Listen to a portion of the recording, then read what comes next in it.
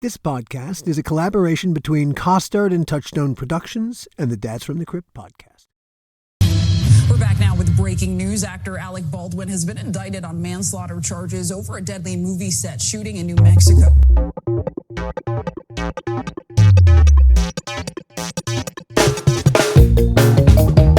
Hello, everybody, and welcome to another episode of the How Not to Make a Movie podcast.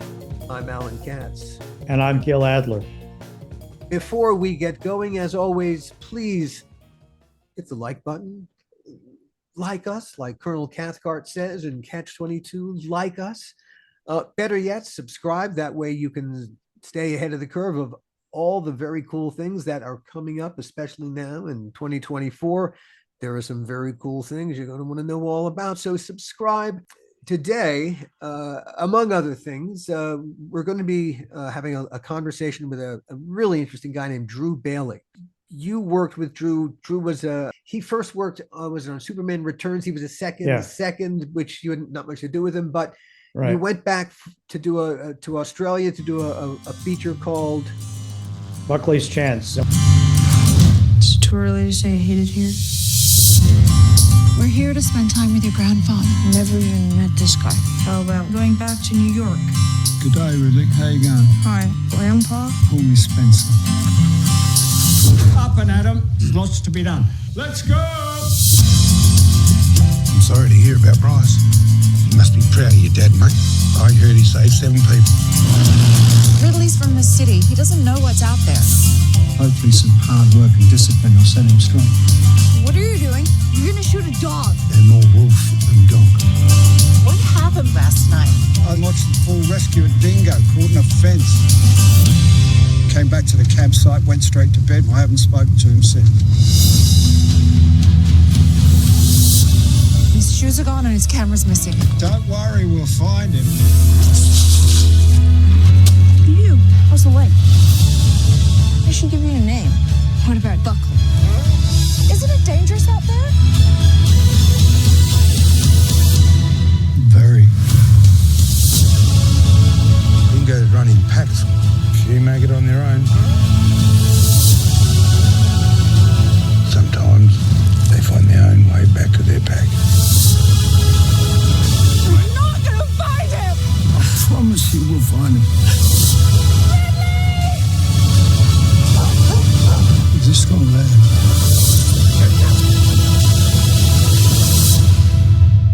Good boy. We were shooting in the Outback, and I was looking for a first AD, and our good friend Russell Mulcahy had worked with Drew and recommended him. And since then, Drew worked on that show with me, and then we became quite good friends. he's on a film set. He's a jack of all trades. As you'll hear, he's done everything, and he's now a lot of first AD, but he's now a producer. And as he describes, I'm still quite tickled by it. I'd never thought of it that way. It's quite spot on.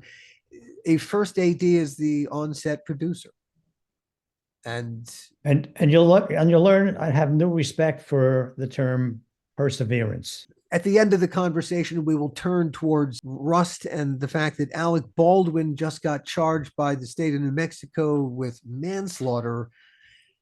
They seem to be obsessed with the fact that he pulled the trigger on a prop gun in which there should never have been a live round.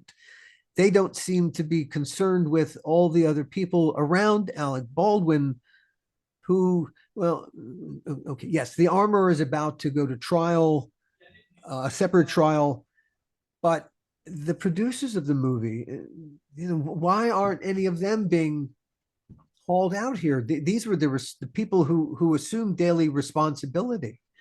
But more about that towards the end of our interview with Drew. As I said, nice to meet you, Drew. You are lovely to meet you. Yeah, you of course you are Australian. I'm not. That's not a revelation. I'm Australian. Yeah, I grew up in a town called Dapto, which is a suburb of Wollongong, just south of Sydney, and I knew no one in the film industry, and I had no way into it.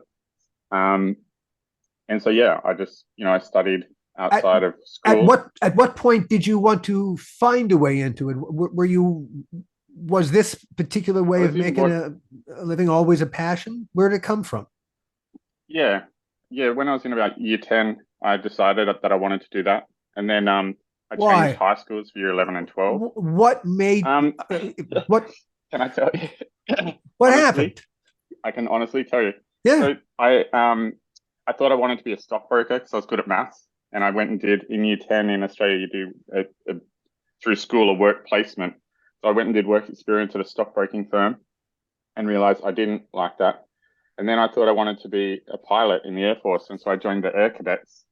And then I realized I didn't want to do that either. And then I thought I'd just watched Top Gun and Wall Street way too many times, and that those movies were the things that were actually inspiring me. And so I thought, well, maybe I can inspire other people if I could make movies as well. And that is honestly how I decided I wanted to get into the film industry. But you found, you asked the essential question, what do I give a fuck about? And really it was storytelling is the thing that really absolutely is. Yeah, storytelling. The thing about films that I love the most is invoking an emotional response from your audience, whether they cry or whether they laugh, or they come out and they want to hug their mother, or they, I had friends after I made Blood Diamond ring me and say, I nearly threw my diamond ring off a bridge the other day because of you, and it's like, that's what I like. It's good.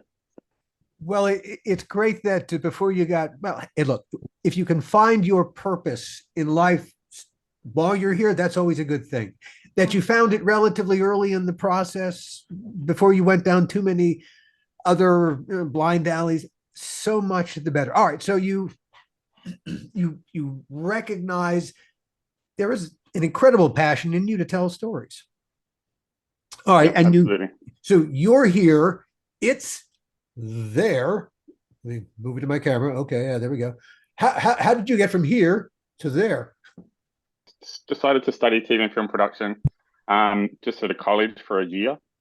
And in that year, I moved to Sydney. And, there was no internet. Next year will be my 30th year in the film industry. Or this year is my 30th year. So it will have been 30 years next year that I've worked in the look like a film industry, kid. the international film industry. Drew, you look like a kid. It doesn't seem possible. Yeah. So yeah, and the thing was, this is pre-internet, so I just found every kind of society. Like I joined the Australian Directors Guild, I joined the Writers Guild, I joined, it used to be called the AFI, the Australian Film Institute, and Sydney Film Festival, and I just went to everything I could. I'd go to every meeting I could, and then I'd just meet people at those things and tell them I was studying film and ask them if they'd take a CV or if I could do work experience with them. And eventually it paid off. I remember going to my first directors conference, and it was, feeling really brave, 18, sat down at this table full of, it was all gentlemen, introduced myself, and they were all directors from Perth, which is on the other side of the country. And so they all thought it was quite funny that, I was so brave to just sit down and introduce myself, but that I'd literally picked the worst table that I could to sit down at. But they were all very sweet, and they introduced me to some other directors, and I met he's quite a well-known Australian documentary filmmaker called Tom Zabruski, and we swapped numbers, and I rang him like a week later. He said, "Oh, listen, can I send you a CV?" And he said, yeah. Hey, do you want a job? And I was like, yeah, please. And so he said, I need an assistant editor on this documentary that I'm making. Would you be interested? It pays $5 an hour, and you would just work whenever we need you. And so I ended up doing kind of 2 days a week on a film called Bilal, which was an observational documentary shot on 16mm, and we cut on a flatbed on steam decks. Oh wow! And cool. Yeah, it was amazing. Real film. And so then while we're doing that, I realized that I probably didn't want to work in post, and so I did some work experience with the cinematographer. Can I ask you a question? Learning 16mm cameras. Can I ask you? All right. Envisioning working in film is one thing, but when you finally actually work on a film and you step to the other side, whether the camera in the broadest possible sense, even if it's just as you start working for an editor and you suddenly see film from the other side, with all the people standing on this side involved with production, did it change how you saw movies themselves going forward when you went to the movies? Probably not right at that point. I think what really changed me was later on, quite weirdly, I went and saw, I think it was Twister or something. I saw Twister at the cinema, which I think came out kind of mid-90s. And I remember walking out and I just enjoyed the film. Like, I knew there were plot holes in it. I knew it wasn't a perfect film, but I'd enjoyed it. You know, it was a popcorn movie from start to finish. And I came out and my friends started slowly picking it apart. And I kind of joined in with them. And then I went, hang on. I really like that movie. So, and I was thoroughly entertained. And that's the reason I got into making movies, is to entertain people or tell a story. And I enjoyed that one. It's so easy to pick. It's much easier to pick a movie apart than it is to just commit to the fact that you liked it, even if other people didn't like it, you know, like, and so that was a turning point for me. Like seeing behind the lens, I always kind of knew that that's how it, I'd always watch making of documentaries. Like I knew the kind of craft that went into it, but that ability for people to not pick something apart that they actually enjoyed, that was a big turning point for me, I think. Like, and just say it's okay, you know, it's okay to like a popcorn movie. There's nothing wrong with that. Like, if you're entertained, it's fine. You said earlier that you joined the Writers Guild and you joined the Directors Guild, and yes, over in this Australia. But over in this country, you need a you need a credit and a nomination to get in. Is that the same in Australia, or were you able to just join? They used to. I'm not sure if they still do. They used to offer like a student accreditation. So if you were a student, you could join these for a cheaper fee and, you know, try and get your foot in the door. I think then to become a fully fledged member, you needed credits, yes. But I you know, sure, I didn't have any. So you were like a junior member of the guilds. Correct. Yeah. Gotcha. Okay, so so the passion hit you, and suddenly you were looking every possible way in you could find. How did you end up? Like I said, gosh, as I'm looking at your stuff, you moved out of, you did a movie called Rats in the Ranks, another documentary. Rats in the Ranks was amazingly successful, really successful. I did it with the same editor. Again, we shot on 16mm. And that's actually where I really learned a lot about filmmaking, because what I did while we were making that is make a film. Made my first short film. We shot it on 16mm, and I would cut it. You know, it's a very simple, cute little film, just about a guy going skateboarding. And but I learned everything. I did everything on that film, and it was the first time I'd ever kind of, because I produced it, I directed it, I shot half of it. Okay. Now I cut it. And then I learned the whole, I did all the sound in post. I didn't record any live sound. I did all that in post, and then just cut it all in, you know, and learned about licensing music. And then once, you know, getting it back in the day when it was filmed, you'd submit your cut with, you know, it's literally taped together like you used to. And then from that, they'd make what's called an answer print. And then you check the answer print. And then if they like the answer print, then you get a print to go to cinemas, you know, and so doing all that from start to finish, excuse me, for the first time, really kind of inspired me to get more into the producing side. And so I did that on my, you know, while I was doing Rats in the Ranks, which is my second film. I made my first short film, and it played at a couple of festivals. Again, this is all pre-internet and all of that. And then the guy who, and that was probably my biggest, steepest learning curve, was doing all of that, you know, by yourself.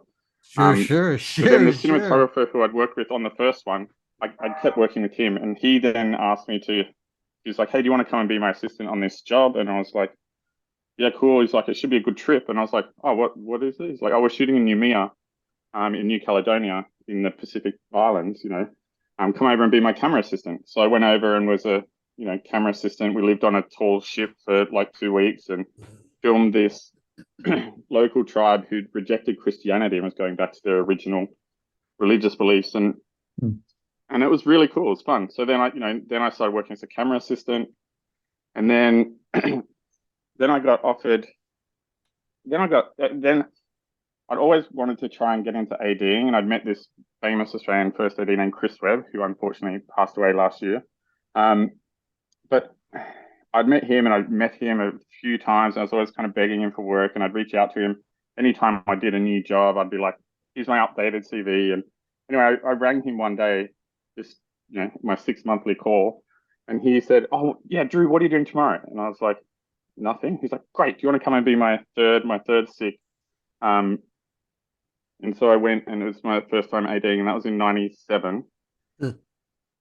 And then I did one day and really loved that. Found, like, this is something I really enjoy and could do as a day job. Definitely. Okay. Now you said a few moments ago you wanted to really get into ADing, which that's a very particular job, and with a very particular set of job skills to be successful at that job.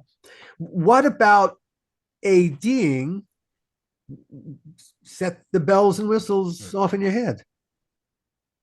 The main thing was, I think, I realized from making that short film, which I directed, I realized I did not want to be a director. And I knew that I liked the producing side of it. And ADing is essentially the on-set producer. You're the one who's watching the clock. You're the one who's driving things along. But you're on the coalface. You're not sitting in an office or behind a monitor. You have to stand up in front of everyone and lead, So I loved that idea. And the onset producer, that's really quite, that's the best ADs are really onset producers. Yeah, and I've done films as the first AD where the producer, before we start, goes, okay, here we go, over to you now, because it's kind of true. Once the cameras start rolling, that role of a first AD is, I always say it's the director, first AD, and cinematographer. If the three of you are on the same page, then the film will go really well. If one of you's, and of course, at some point you'll always butt heads on something because your roles, are complementary, but also against each other at certain times. But if the three of you approach the project with the same mindset, then you'll have a really, really good shoot. Yeah. You've had a history of some pretty good first in your career, Gil. I mean, now was Drew the first on Superman Returns, which is where you guys first met? Drew? No, I was the second AD on second unit. Okay, so you're the second, but is that the first time? Was that the first time you guys worked together? Yeah, I suppose so. Although I didn't really have terribly much to do with that second unit. We had a really good second unit director, and we put a lot of stuff into that second unit. Yeah, and they they had a lot of faith in the second unit directors, and so they were kind of given carte blanche to do whole action sequences. So it wasn't, normally on second units you can, you might get given a sequence, you definitely have to do pickups and stuff like that, but usually the directors want to keep a pretty close eye on it. But on Superman Returns, the second unit directors were so good, they just went, off you go, So Gil and I met, but we didn't really get to know each other until years later. He came back down to make a film called Buckley's Chance, which I was the first AD on.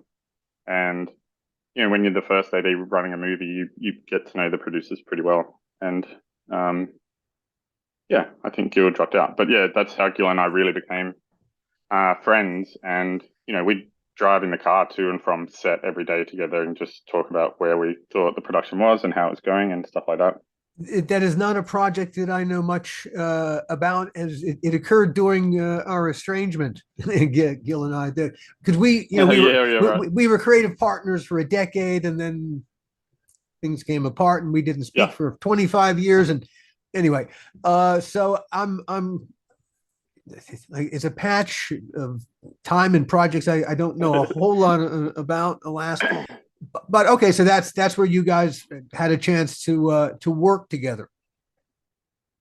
Yeah, and I think Gil had just done a bunch of really big movies, Superman Returns, Valkyrie, etc. And I think at the end of that, I mean, obviously, as I'm sure you're well aware, and I know you've spoken about before, like Bryan Singer is not the easiest person in the world to make a movie with. So I think by the end of doing 2 films with him, I mean, I don't want to talk for Gil, but I think he needed a break from that. So he then looked for smaller projects, and this ended up being one of them. It was a pretty small film we shot in the outback in Australia, and it's a kids movie.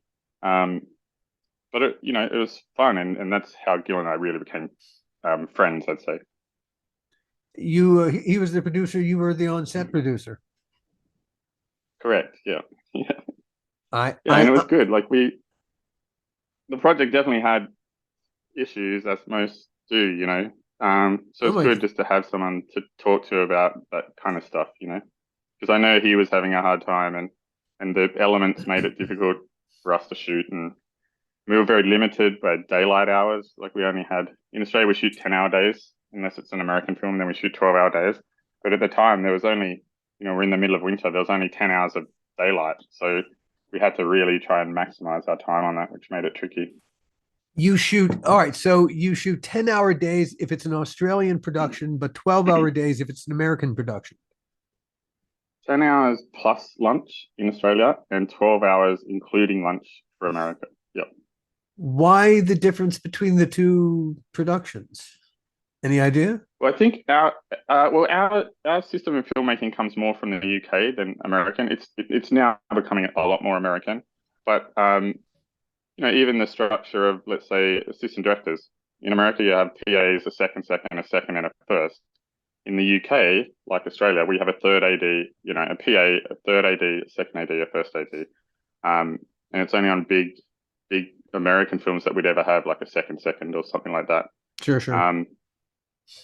So there's just little differences, and even just different departments. Like I'm trying to remember, in America, grips set cutters and stuff like that, whereas in Australia, the lighting department would set the cutters in front of the lights because it's a lighting job, which again comes from the UK.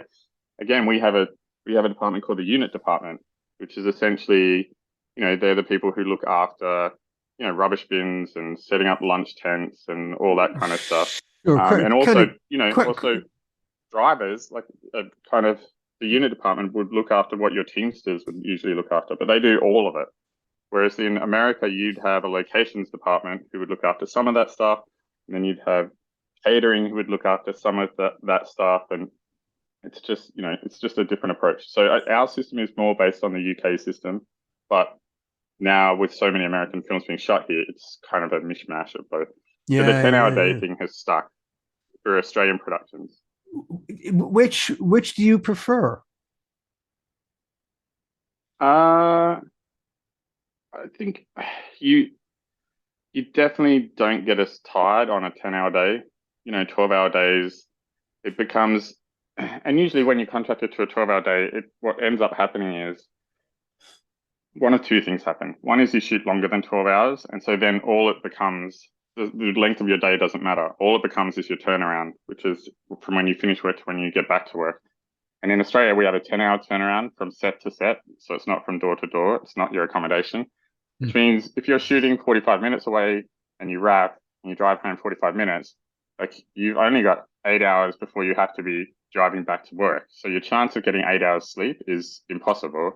And that just builds and builds and builds and builds. And if you're on a project for 5 months, by the end of it, you're just exhausted. You're really tired.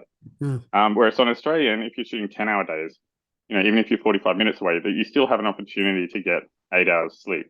And what I found on those big ones is just your life just becomes about sleep, trying to get some sleep. Otherwise, it's just all encompassing and tiring. I can't help but feel like we're doing it wrong somehow. If this is what we're subjecting our craftspeople to, because really the money is relying on the brain power of the creative craftspeople who are doing all this. But if they don't get enough sleep, their decision making doesn't get better. It does deteriorate, and over time, as they get more and more exhausted, hey, imagine you might spend a little more money because it would take a little more time, but you might actually get better quality stuff quicker because everyone's operating at the top of their game. Oh, I'm a socialist, but shut the fuck up. Oh, I'm Australian. We're all semi-socialists. Like Yeah. socialism isn't a bad word here, unlike in Yeah, America. yeah. Well, Socialism's looked on as a positive, so go for it. No, but look, I won't name the film, but I remember I was firsting a second unit on a big Hollywood film, and it's probably the biggest one at that time being shot in the world. So it's decent size. And I was doing second unit, and we came in. I think we started at 6 in the morning, maybe 7, and main unit had gone late the night before, but hadn't finished. And in fact, they barely shot any of their call sheet. And they said, we need to wrap this set tomorrow. We need to start bumping it out in order to get the next set in. So you need to shoot out both call sheets. And so I said, I was like, are the producers serious? Like, are they actually serious about this? Do they get how much work that is? Like, I already have a full day to shoot. I already have 12 hours to shoot. If they're lumping me with another 10 hours, I was like, okay, go back to the producers and say, fine, ask them for 10 hours of overtime. This is in the first like half hour of our day. I said, ask them for 10 hours overtime. If they want this set done by tomorrow. And then the answer came back, the producers approved. So at 7:30 in the morning, they'd already approved for us to shoot till 5 the next day, 5 a.m. And we did. how did We actually you shot a get? bit longer. But by 3 a.m. in the morning, I can guarantee, absolutely guarantee, the decisions that were being made and the time that it was taking us to make those decisions Yeah. was greatly, greatly compromised. Oh Like my! your brain's foggy, no one's working at the right speed. So You're something that all, should have taken an hour to do takes an hour and a half. Yeah, it's like you're going through molasses. Absolutely. oh, it's so counterproductive. And hey, what God, I hope the money was good on that 10 hours of overtime. I hope that was Well, that's that. All the crew were like, "Oh God," and I was like, "I'm on a flat, so I don't get overtime, so it doesn't help me. You all get, double, triple your rate. I get nothing." Yeah, and so you got nothing out of that it. was a lot. In '97, when I got my first 18 job, I also Yeah, then got yeah. my first full-time job, which was as a sound recordist and second camera operator at MTV in Australia. And that's where I met my best mate, and he and I used to just interview bands all day and then go and shoot the concerts at night. And then often the bands would be like, "Hey, what are you doing? Do you want to grab a beer or something after?" Because they didn't want to hang out with fans and they didn't know anyone else in Sydney. So that we'd just end up then, going for drinks with really famous bands. It was really fun when you were 21. It was great. Did you feel like you were living your best life ever? Well, what was weird is before I even took the job, I'd planned, it's a very big thing in Australia to kind of take a year and travel the world. And I'd planned to do that when I took the job. So I knew that I was going to quit after 6 months. And I remember getting on the plane to leave to fly to Los Angeles. We went to and then up to Canada. I did 6 months in Canada. And on the plane having this enormous like butterflies because I was like, well, that's the first full-time job you've had in the film industry and you've just quit it.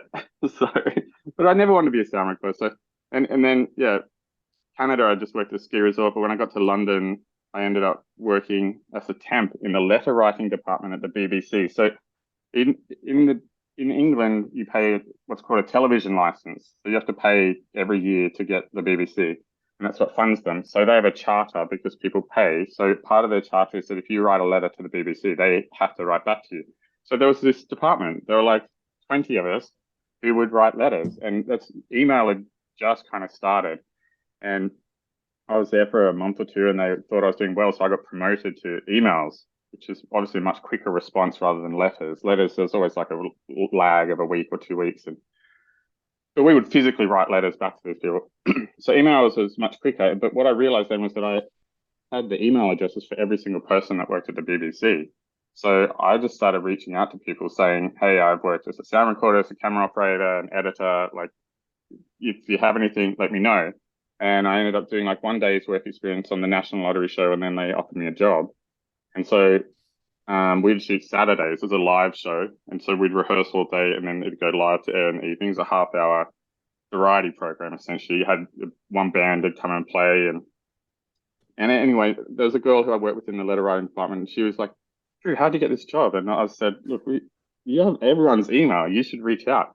And that girl is now, I think, the head of scripted for the BBC. She's been there ever since. She's left, had a couple of babies and stuff. But she, yeah, after I left, she got a job This in is writing, and this is a great lesson, kids. If life hands you a database, exploit the fuck out of it. It was meant yeah, to be. it was good. Yeah. Bravo, So then everybody. I came back to Australia. And I came back to Australia, and then I really wanted to focus on ADing. I'd really enjoyed that one day that I'd done. So I just then again reached out to a whole bunch of first ADs, offered to do work for free for them. Met this one guy who just started seconding. He wanted me to come and help out for free on a night shoot out of Blacktown, which is a long way out of Sydney. And so I went and did 3 nights, long nights for free. And then he was like, oh, okay, cool. He said, I'm just about to start on Mission Impossible 2. Do you want to come and do a day as an additional AD for me? And so I said, yeah. And so I went the very first day. My call time was like 3:30 in the morning. We were shooting at Randwick Racecourse. And I went out and I wrapped about 9 o'clock that night. And I was driving home and they rang me and said, hey, you did really well today. Do you want to come back tomorrow? And I said yes. And they're like, great, your call time's 3:30. Yes. And then that happened 5 days in a row. And then I ended up doing like 3 months across main and second unit on Mission Impossible 2. And through that met like just a ton of ADs. And I realized, like, especially at that level, like just being, and especially as an additional, like you just have to be good at extras. And I found that I was good at that too. Like I'd found something that I was good at that I could do quickly. It's like being a German Shepherd. Give people a very quick little story and then tell them why they're there and then move on to the next one and just repeat and do it and come up with good actions. Like, there's a lot of little tricks to that. And I kind of luckily figured out what most of them were and then just got, that was it. From then on, I made a living as an AD. What are the tricks? Yes, then started. What are the tricks of handling great hairy gobs of extras? So most extras like want to be actors, right? Or want to be close. So if you just say start here and walk there, like it's not really, and sometimes you have to do that. Sometimes that's all you've got time for, or you just want to cross, you know? But what's better is if you can give them a little story, like you team up a guy and a girl and you're like, oh, are you okay holding hands? Like this is like your 3rd date. You're going to this new restaurant, start over there and just cross over to there for me. So you're still giving them the cross, but you give them a tiny little backstory. And then while they're doing it, they're thinking about their backstory and they're developing a character and it shows. And, and then you also have to mix up speeds. Like if everyone walks at the same speed, it looks very uniform. So like you're running late for a meeting, but you don't want to run too fast because you don't want to damage your suit, but you're in a real hurry and go from there to there, go. So it's like being able to do that really quickly en masse and try and come up with different little hints at a story.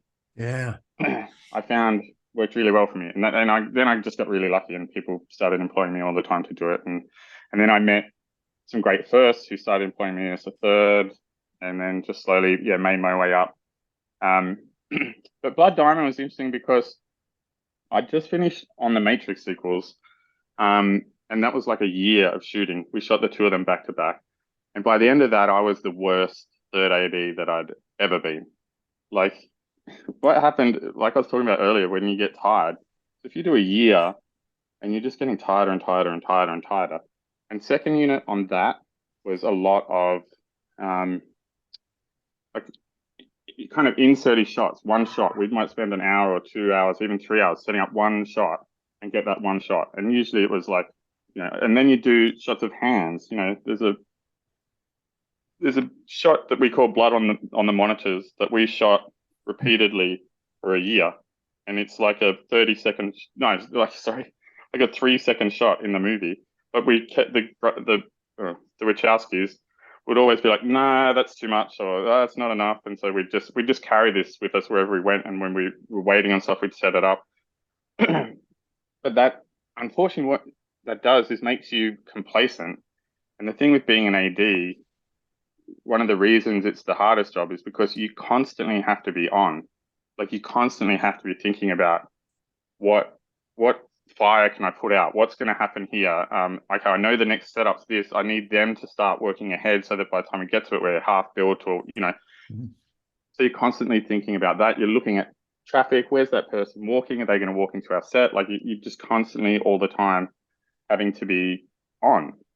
And that's a third on second unit on that, with so many like little fiddly inserts and stuff. So much of your time was just mentally draining, but not much bang for your buck, if you will. So I feel like by the end of that, I'd miss stuff because my brain was, tired and yeah, I really think. And so by the end of that, the first AD I did it with, he and I had done Scooby Doo together, and then we did the Matrix sequels together, and then he never said it in so many words, but he like made me interview for the next job, which I was like, okay.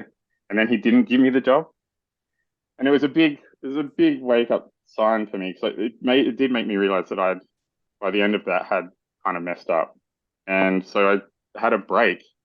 I didn't work for about 3 or 4 months, and then a friend of mine said, "Oh, they're shooting this movie in New Zealand with Tom Cruise. Maybe you should send them your CV." And I did, and they rang and said, "Yeah, great, we want you. Can you be here in a month?" And that was so last. I went over and was that there was a film called The Last Samurai. Last Samurai, yeah. Yeah, with Ed Zwick. So I ended up being like the on-set third. They had a couple of American second seconds, and again, I just was still in that niche where if you give me all these extras, I can set them quickly and give them, make them look good. And so that worked really well. I ended up becoming the stunt AD. We had 77 stunt guys on the whole time, and so I would just work with the stunt guys, helping the stunt coordinator set their stuff and just make sure that their department's running really well. And that just again was a good niche for me. I kind of shone again. I was really happy to be working again, and so then came back, got back into work in Australia, and then it's funny how things work.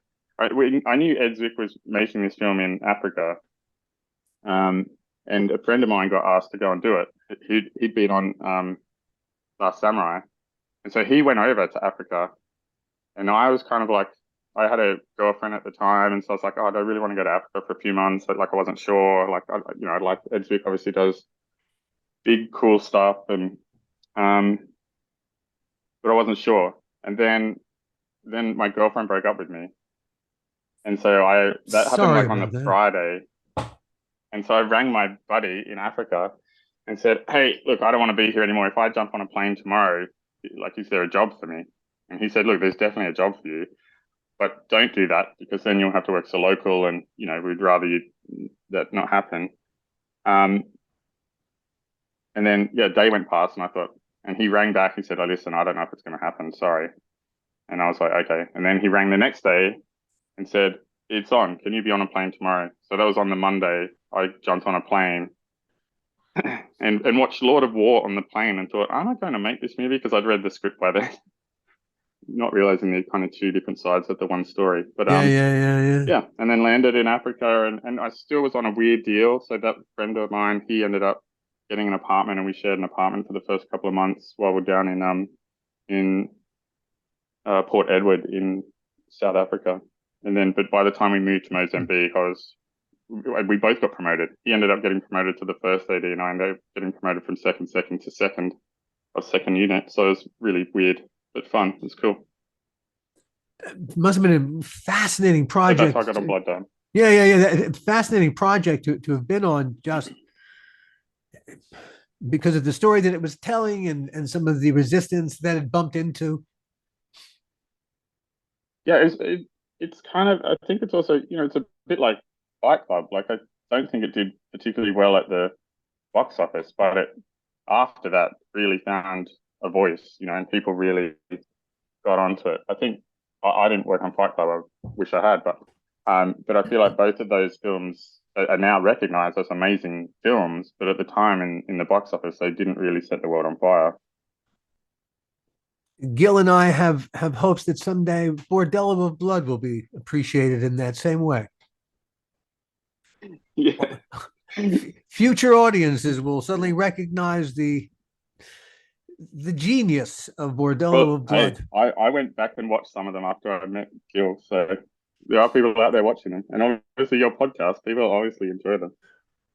We'll guilt people into watching them. You ultimately went from being the on-set producer I love that term. You are so right to think of really a good first that way. That is exactly what they are. When you finally turned to full-time producing, you were nominated for an Academy Award for a lovely little film, Miracle Fish.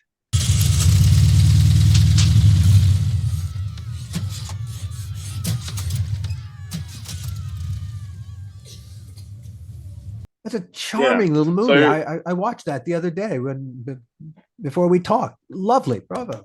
Oh. yeah, thank you.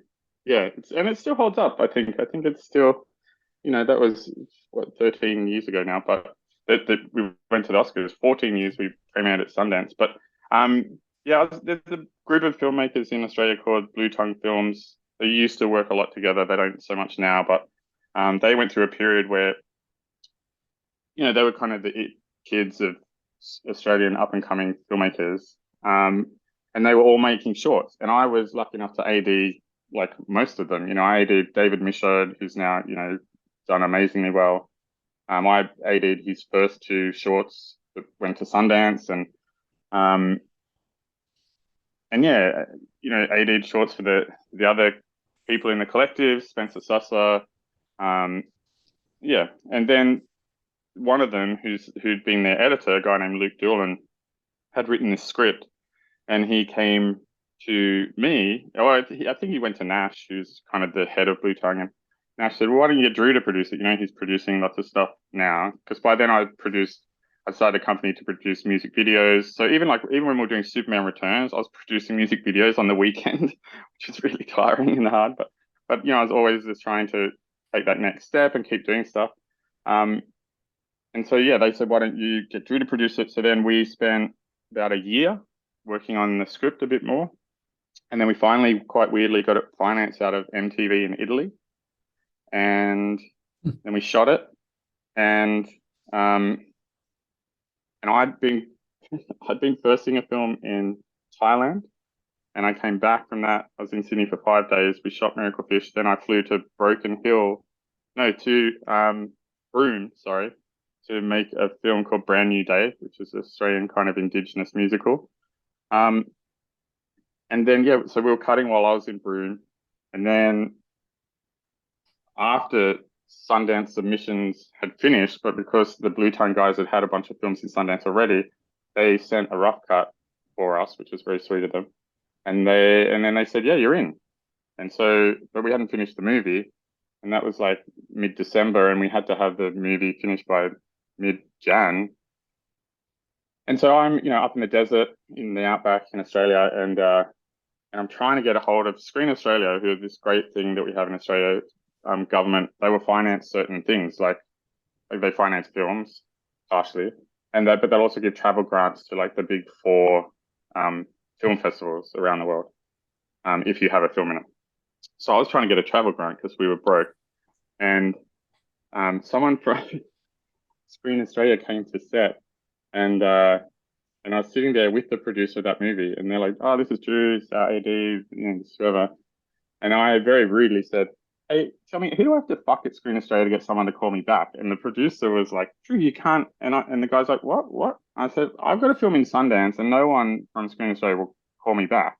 He's like, "What? You've got a film in Sundance?" I was like, "Yeah." And he's like, where did the money come from? I said, "MTV Italy." And he said, "Oh, so there's no Australian money in this film, but it's an Australian film." I said, "Yes." And he said, "Have you finished the film?" And I said, "No." And he said, "Do you need money to finish the film?" I said, "Yes." And he said, "Okay, great." And 2 days later, we had a grant for $20,000 from the Australian government to help us finish the movie, as well as a travel grant for Luke and I to go to Sundance. So we went to Sundance that year. The film premiered. It was amazing.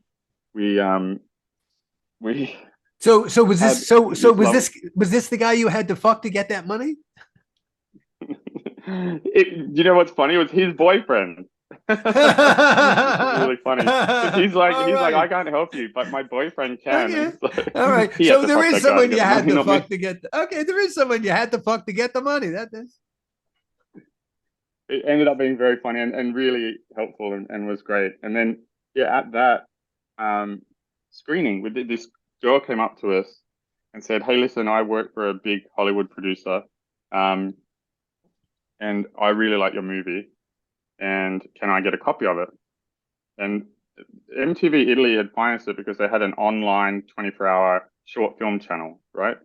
So I didn't want to give stuff to anyone, so I didn't want it to appear online.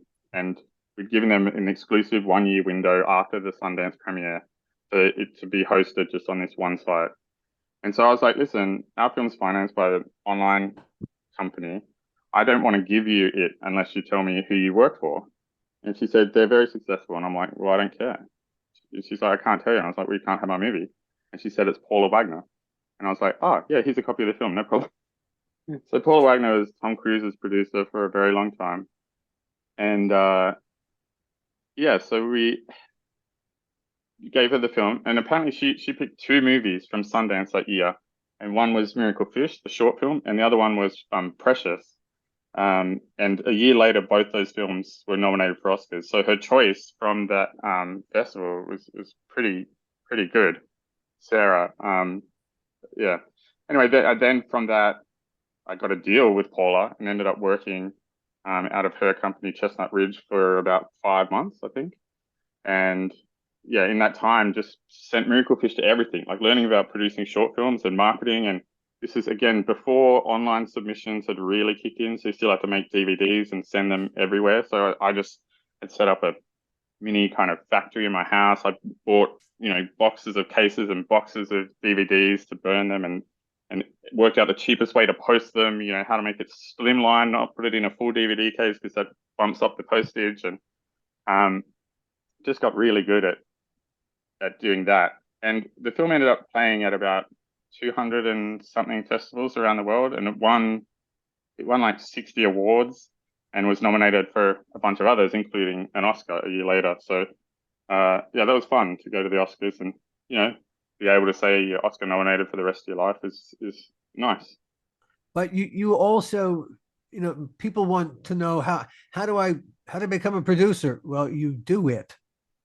You do it. You do everything yourself. That's it. Yeah.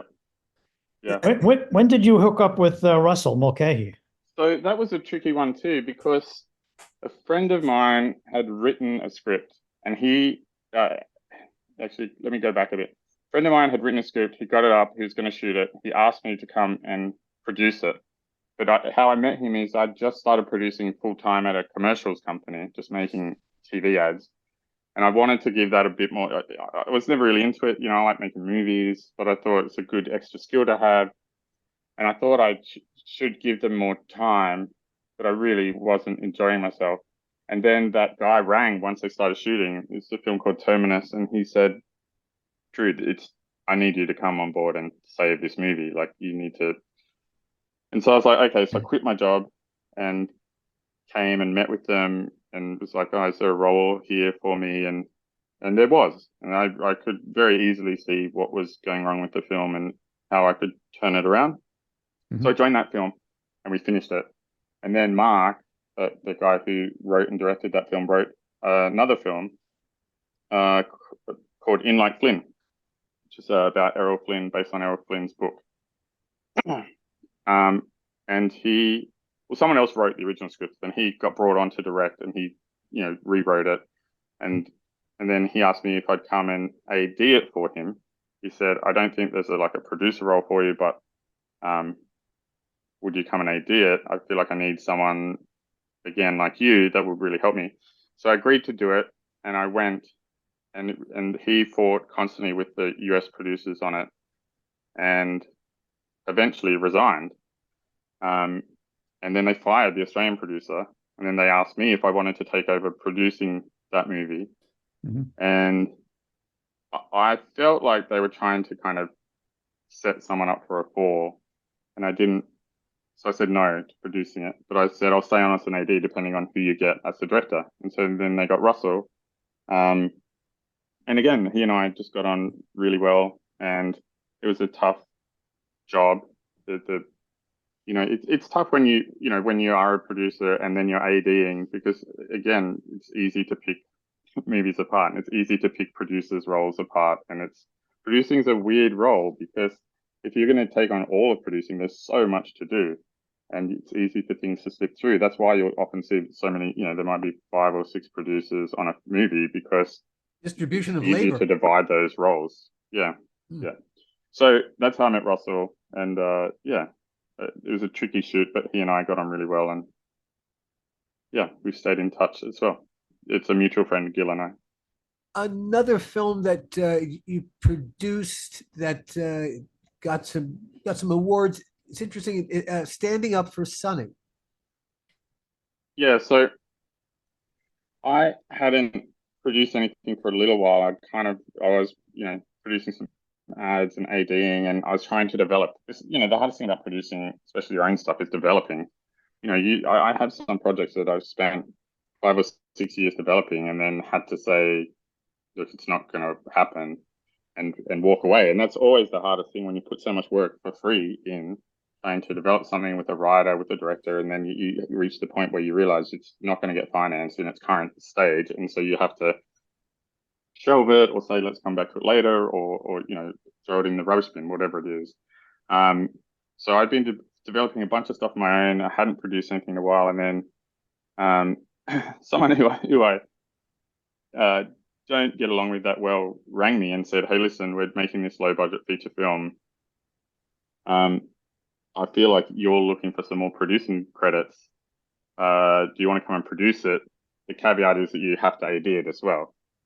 And I was like, "Oh God, I don't want to do that." But okay. And I went and I met with the director, and he and I got on really well. And then there was another producer on it. And what I realized was, even though me and one of the producers aren't the best of friends, and what happened was our division of labor, so you were just talking about, actually really did work. The three of us all had a different skill set, and us actually working together worked amazingly well. So we made that film really difficult. It's really low budget. Got paid nothing as a producer. Went backwards financially. Reinvested all my own money in it. But yeah, the film did well. It won Best Indie Film at the Actors, and it didn't have much of a release, which was a shame. But then we did the next film. The three of us made another movie together called June Again, and that one I just want to go back to didn't win awards, but it did much better at the cinema, and was actually really successful here. I think it was the third highest grossing Australian film that year, which is great. Great. I want to go back to Standing Up for Sunny for a second, because your lead, it's got an interesting log line. It's an isolated guy with cerebral palsy is railroaded into helping an unassertive comedian, and finds love and acceptance through stand-up comedy. The lead was you cast RJ Mitty. Yeah, so RJ just done Breaking Bad, right? And in Australia, you can employ foreign actors. It's not a problem, but you have to kind of show why you're employing them and why that role can't go to an Australian. It's part of our kind of unions, our actors union here. And so we wanted to cast, people with disabilities in that film. There's a few different ones. And so we did, there's one of the lead actors is blind, and we realized it was going to be too difficult. It was in too many scenes to actually cast someone blind for that. But he ends up meeting a girl, and she's blind, and we cast a real blind singer from Australia in that role. When we were looking for the RJ role, we tried out a few people with cerebral palsy in Australia, actors, and it just wasn't going to work. And then we got onto RJ, and he was keen to come down to Australia for some, I think we shot for 4 or 5 weeks during our summer and hang out in Bondi and make a little movie, and it went really well. Yeah, he was great. Love working with RJ. It was great. He was on a bit of a holiday while he was here, but he's lots of fun. He's cool. Currently, it looks like you're working on something called The Dem, which Rebel Wilson is directing, and Ross Emery is DPing. Is this happening? Yeah, we wrapped that just before Christmas. That was really fun, and again, I hadn't AD'd anything in about 4 years, I think. And I was line producing a show in New Zealand, and I got a phone call from a friend saying, "Hey, listen, Rebel's going to direct her first movie. I feel like you two would be a good fit. Do you want to take a meeting with Rebel Wilson?" And I was like, I don't really want to kind of just at the point where now everyone does see me as a producer, and people have stopped seeing me as an assistant director. But I thought I'd take the meeting. My thing is just to always say yes. I was like, yeah, I'll take the meeting. I had 2 films that I'm producing that were meant to go when that was on. Unfortunately, both of them got pushed. But so the idea, I met with Rebel and we spoke for like an hour and 40 minutes, and it was like, and she kind of said, "Oh, Drew, I really have to go, so I was meant to meet 2 other first while we've been on this call, and but I don't think I need to meet them. Like, do you want to come and make the movie with me?" And I was like, "Yeah, cool." And then Ross and I, we did the Matrix sequels together. We've made Wolverine together. We've shot all over the world. He and I have I went from being a third AD to a first AD over the time that he's been a cinematographer. So, and he and I have a really good relationship. I really like working with him. We did Alien Covenant together. We've done a bunch of movies, and we have a really good shorthand. And like, yeah, we're really good workmates. Like, we don't hang out on the weekend and have a drink, but when we work together, we have a great shorthand and a good understanding. And so when I got off the call to Rebel, he then rang me and said, "Did you just talk to Rebel?" I was like, "Yeah." He's like, "Yeah, I just did too. Do you want to do it?" And I was like, "Yeah, let's do it." So, yeah, we agreed to do it. I then built a team around me that was like the most insanely overexperienced AD team I've ever had, because I thought one of the films I was producing was going to go, and that I'd have to step away, and I didn't want to leave Rebel in a lurch. Sure. Then my films got pushed, and so I ended up doing the whole film, and it was a really fun time. Again, I don't think I'm the right target audience for a broad Australian comedy musical, but my wife certainly is, and there'll be a bunch of people out there that love it. I'm just not one of them. What kind of movies do you like, Drew? Yeah, that's a good question.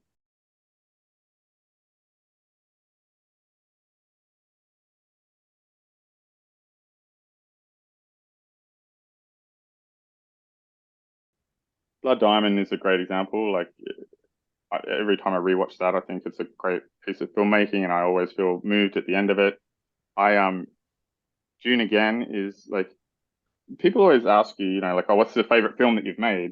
And I always point out that that's actually 2 questions, because one is, what was your favorite process of making the movie? And 2 is, what's the best end product? And so for a long time for me, Blood Diamond was my favorite end product. But making it, I'd just been through a breakup. I was moving to another country to kind of run away from that. Shooting in Africa was difficult and problematic, especially once we went to Mozambique. But the end product I really loved. So until recently, that was it. But now, June Again, I had a great time making that movie, producing that movie, and working with JJ Winlove, who wrote and directed it. It was his first feature film, and he and I spent months in pre-production, working for free side by side, just the 2 of us. We didn't have a locations department, so he and I would go and scout for locations, and it's like we were just in the trenches together for a long time, and formed a really solid friendship. So once we made the film, it was again, not enough money, but it was a fun process to make it, and I really love that film. It's a really emotive film that it came out on Mother's Day here, and it's perfect for that. Like, the film is aimed at kind of women over 55, very deliberately, because they still go to the cinemas, and releasing it on Mother's Day was a very savvy piece of marketing from who was it that released that film? Studio Canal. And yeah, so it did well off that, and I love that film. I think it's really, if you had said what film would you want to make, one of the other reasons I got into filmmaking was the film Aliens. I love, James Cameron's version of that franchise, and I love that whole storyline. So getting to work with Ridley Scott on Alien Covenant, is a dream come true as well. But amazingly, yeah, I think I'd more enjoy something that's more emotive than action and horror and whatever else. 5x2. It's all right. Let's say you were stuck in a pod out somewhere in space, and an extended period of time, and all right, 5 movies that you can endure watching again and again and again, and 2 songs just to soothe you in between movie watchings. What would be 5 movies you could watch again and again and again and never get tired of? Well, interestingly enough, Top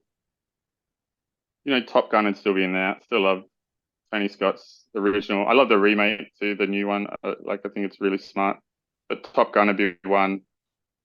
Aliens would be another one. Huh. Fight Club. I love Fight Club. I love that movie. That's and three. then maybe a couple that I worked on, like maybe Blood Diamond and Gene Again. There you go. That's 5. There you go. And songs. There's a song called Catch by The Cure, by the band The Cure, that I love.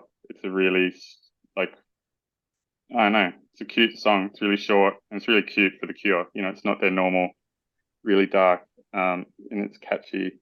And it's called Catch, and that would definitely be one song.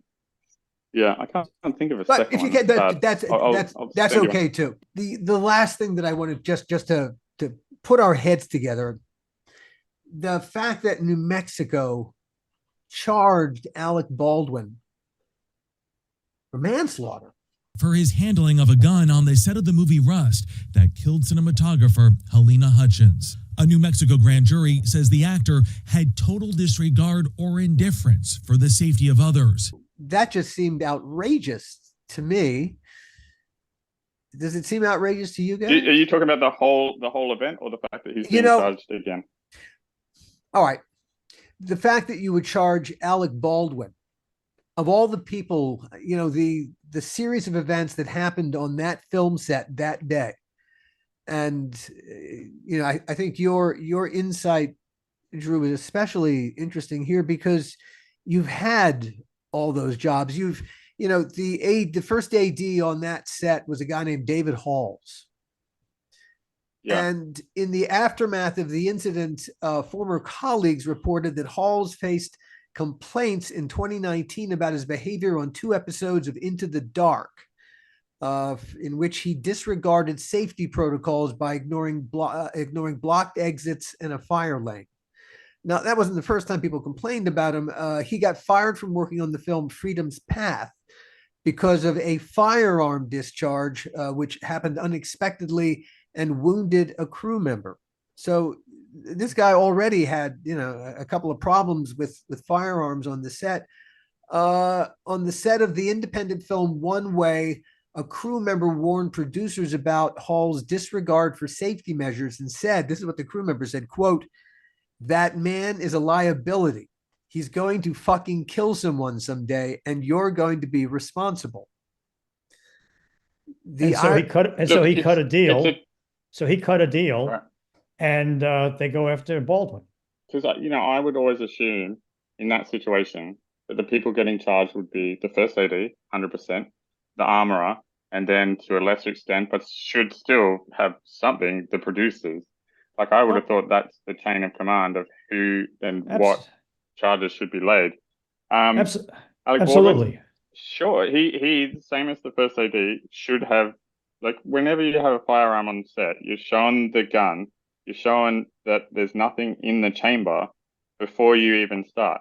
And back when we used to use blanks, I mean, it's so rare to ever use blanks now. Like it's so rare. It's always visual effects, I only ever encourage using blanks if it's a nighttime shoot, because the light interaction is way more difficult for visual effects. So if I have an opportunity to shoot a blank at night, it's going to be cheaper for the production, and if it's safe to do so, I'd say let's shoot a blank. During the day now, it's pointless. It's absolutely pointless. But like you're always shown the empty chamber, and you're always shown the clips with dummy rounds in them, like, and the actors shown, the first AD shown, and anyone else that wants to look can have a look.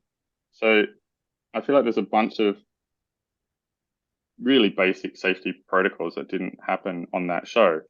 Is Alec Baldwin responsible? A little bit. He should have looked at it, but so should have the first AD, definitely, and the armorer should have. Like in Australia, it's nearly impossible to buy live ammunition. So there's not a chance of ever having it on set because you just simply can't buy it. Right. Can't walk into Walmart and buy bullets in Australia. And look, here's the thing, like I don't want to get into a gun ownership debate because obviously Americans and Australians have pretty differing views on those things. But look, when I give a safety speech, which is like every other day when I'm firsting, this is my intro. Hi everyone, as we all know, everything we do on set these days is governed by the OH&S Act of 2011, which broadly states anyone who can affect safety in a workplace has a legal responsibility to do so. What that means is if you see something you think is unsafe, legally, you have to tell me about it. Don't think, oh, that's the grips or it's the electrics or it's, art department. If you see something you think is unsafe, come and tell me. And then I can work with the safety officer and the producers to assess whether it is safe or what safety measures we can put in place to make it safer. And it happens. It does happen. On the show I just did with Rebel Wilson, we were setting up for a scene and a girl crashes through a door and I don't want to give too much away, but on a ride on lawnmower.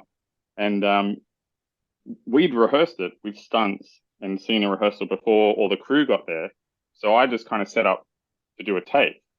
And I knew where things were going to go. But before, I was like, we'll just shoot the rehearsal, blah, blah. And our key grip went, hey, Drew, no, stop. None of us have seen this. And then I remembered, I was like, oh, I've seen it. But none of these guys have seen it. So I was like, you're right. Let's everyone take a few steps back. We'll show you a rehearsal so everyone knows where it's going to go and what's going to happen. And we did that. And then afterwards, the key grip came up to me and said, hey, look, I'm kind of sorry to do that, but you say it in your safety speech all the time. And I'm like, I'm really glad you told me because my brain was thinking about lots of other things. And I didn't realize that you guys hadn't seen it. I knew that I'd seen it and the cinema, like Ross had seen it and Rebel had seen it and the stunt department had seen it, but no one else in the room had seen it. So I was like, it's a really good call and I'm glad we did it. And so I just think anyone on that set at any point could have said, hey, like, why don't we do the rehearsal without a gun? Or, or can I see the gun, please, since it's pointing towards a camera? Like, the grips should be checking that. Like, normally if you're doing blank rounds, there'd be Lexan around, like safety around the camera position anyway. Like, you put shields up because even with a blank, you can still get pepper, you can get peppered and you can get burnt from those rounds. So we always would have that. I mean, Lexan wouldn't have stopped a real bullet. Maybe Alec should definitely be the first AD, definitely the armorer, and then maybe the producers. But in reality, every single person on that set should have said something.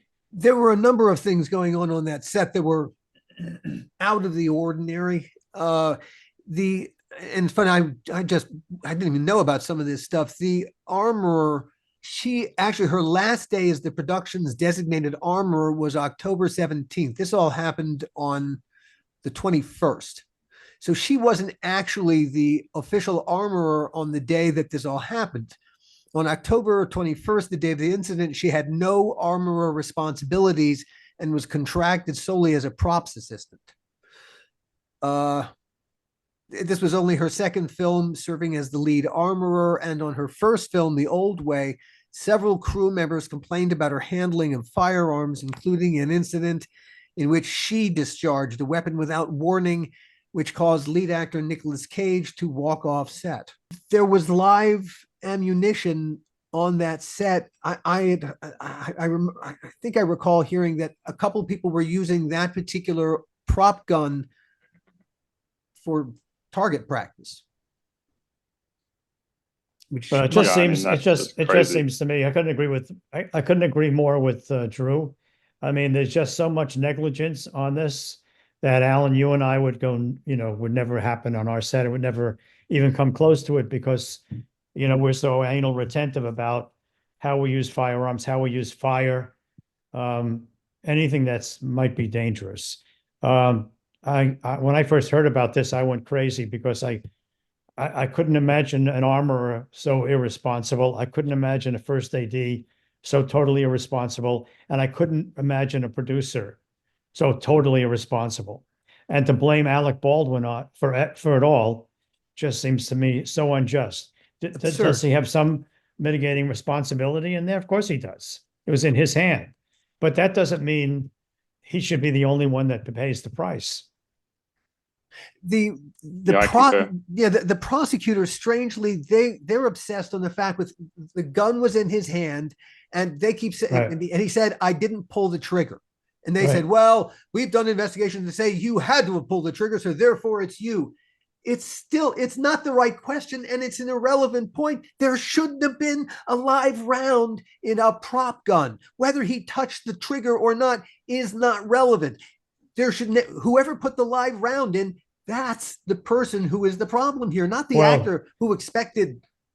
But they can't find that out. They can't even find out how or why that live ammunition was available.